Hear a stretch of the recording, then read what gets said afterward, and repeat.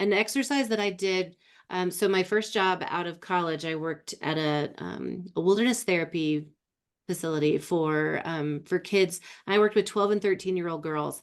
So I went to a craft store and I found a bunch of little beads and charms and things like that. And I decided to use those as my image cards, if you will. So I put all these little beads and neck, and I then let them create a necklace. They had to pick one charm that best described what their main goals were, like what was a good metaphor that would help them like get out of the program to be able to go back home to live back in society and with their families and communities again.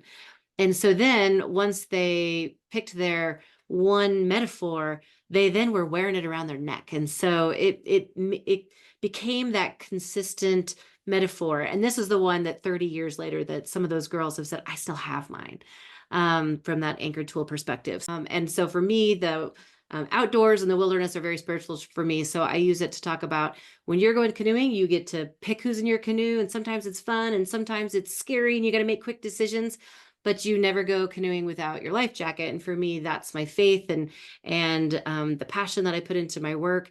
And so even if I tump and I lose everything, I just point my toes downstream and I know that everything will be fine on the other end. So it's a little bit of a just kind of a spiritual nature metaphor and whatnot for me.